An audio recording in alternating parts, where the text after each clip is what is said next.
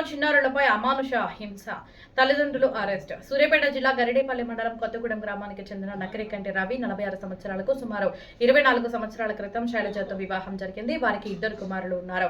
అనంతరం భార్యాభర్తలు విడిపోయారు. తర్వాత మర్రికుంట గ్రామానికి చెందిన మరో మహిళను వివాహం చేసుకున్న రవి ఆమెను కూడా విడిచిపెట్టాడు. దాదాపు 4 సంవత్సరాల క్రితం నర్రా పాపయ్య కుమార్తె ఇందు అలియాస్ అఖిలను వివాహం చేసుకున్నాడు. ఇందుకు అంతకు ముందు దేశపోయిన కిరణ్ తో వివాహం జరగగా వారికి ధనుష్ 5 సంవత్సరాలనే కుమారుడు ఉన్నాడు. రవితో వివాహం అనంతరం హేమంత్ 2 సంవత్సరాలనే మరో కుమారుడు జన్మించాడు. ప్రస్తుతం రవి ఇందు 2 పిల్లలతో కలిసి హుజూర్నగర్ ఎన్ఎస్పీ క్యాంపులో నివాసం ఉంటున్నారు. రవి లారీ డ్రైవర్ గా, ఇందు కూలీ పనులు చేస్తూ జీవనం సాగిస్తున్నారు. పిల్లలు తమ స్వేచ్ఛకు విలాసాలకు అడ్డుగా ఉన్నారనే భావనతో నిందితులు 2 చిన్నారులను తీవ్రంగా హింసించినట్లు పోలీసుల దర్యాప్తుల్లో వెల్లడైంది. కర్రతో విచక్షణ రహితంగా కొట్టడంతో పాటు ఇనుప ఊదుడు గొట్టాన్ని వేడివేడి చేసి పిల్లల శరీరాలపై కాల్చినట్లు గుర్తించారు. ఈ హింసలో 2 ఏళ్ల హేమంత్ కుడిచేయి మణికట్టు విరగగా 2 చిన్నారుల శరీరాలపై తీవ్ర గాయాలు ఏర్పడ్డాయి. పిల్లల ఏడుపులు గమనించిన స్థానికులు వెంటనే డయల్ 100కు సమాచారం అందించడంతో పోలీసులు సంఘటనా స్థలానికి చేరుకొని విచారణ చేపట్టారు. అనంతరం ఐసీడీఎస్ అధికారులకు సమాచారం ఇవ్వగా వారి ఫిర్యాదు మేరకు Huzurnagar SI CH Naresh case నమోదు చేశారు. గాయపడిన చిన్నారులకు ఆసుపత్రిలో చికిత్స అందించిన అనంతరం వారి సంరక్షణ కోసం Suryapet child welfare committee Balarakshak Bhavan కు అప్పగించారు. ఈ కేసులో నిందితులైన రవి, ఇందులను పోలీసులు అరెస్టు చేసి పిల్లలను హింసించేందుకు ఉపయోగించిన ఇనుపై ఊదుడు గొట్టం, కర్రను స్వాధీనం చేసుకున్నారు. అనంతరం వారిని కోర్టులో హాజరుపరిచి రిమాండ్కు తరలించారు. ఒక వ్యక్తి ఇతనికి ఆల్రెడీ గరిడేపల్లి మండలం కొత్తగూడెం విలేజ్, ఇతని గతంలోనే మ్యారేజ్ జరిగింది. 2 పిల్లలు కూడా ఉన్నారు.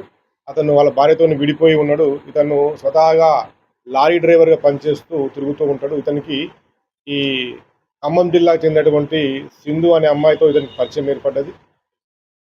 అఖిల అని ఇందు అనే సంబంధం ఏర్పడ్డది. ఆ యొక్క సంబంధం ద్వారా మళ్ళీ ఆమెకు కూడా మ్యారేజ్ అయింది.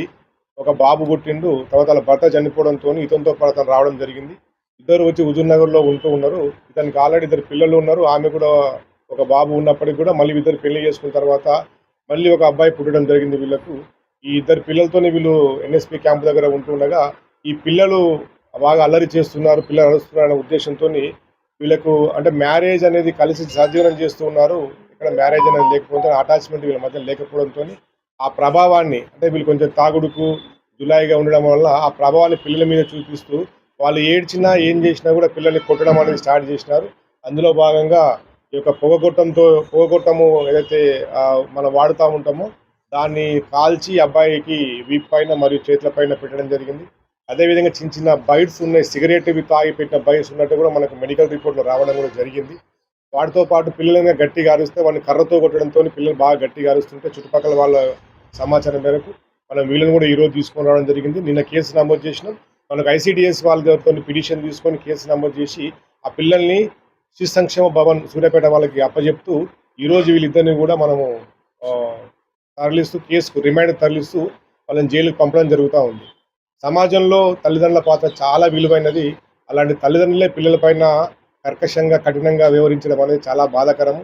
కాబట్టి సమాజంలో ఇలాంటి జరగకూడదని చెప్పని కోరుకుంటూ వీళ్ళకి తగు చర్య నిమిత్తమై శిక్ష పడాలనే ఉద్దేశంతో వీళ్ళని కోర్టుకు పంపడం జరుగుతూ ఉంది. గ్రేవ్ కేసు రిమాండ్ కానీ ఖచ్చితంగా రిమాండ్ అవుతాం, రిమాండ్ చేపిస్తాం. చిన్న పిల్లల్ని కొట్టినారు కాబట్టి జేజే యాక్ట్, జూనియర్ జస్టిస్ యాక్ట్ కింద వాళ్ళ మీద ఆ సెక్షన్ మరియు దెబ్బలు కొట్టిన దాని కింద అబ్బాయికి చెయ్యి కూడా ఫ్రాక్చర్ వచ్చింది చిన్నపిల్లోడికి. కాబట్టి దాని మీద వీళ్ళని రిమాండ్ చేసి కొట్టిన దాని కింద మరియు చిన్నపిల్లని హింసించిన దాని కింద ఈ 2 సెక్షన్లు అండర్ మైనర్ బాలిక పైన దాని కింద పెడుతూ వాళ్ళని కూడా చైల్డ్ ప్రొటెక్షన్ కమిటీ వాళ్ళకి అప్పచెప్తూ ఎవరైనా అడల్టేషన్ తీసుకునే అవకాశం ఉంటే కూడా వాళ్ళ ప్రాసెస్ ప్రకారంగా దాన్ని కూడా వాళ్ళు చేసుకోవడం జరుగుతుంది. ఇలాంటి తల్లిదండ్రుల మనకు కొద్దిగా ఇబ్బందిగా ఉంటుంది కాబట్టి పిల్లలు మళ్ళీ వస్తే ఆ ఉద్దేశంతో వాళ్ళకి అప్పచెప్పడం జరుగుతుంది. Right, okay.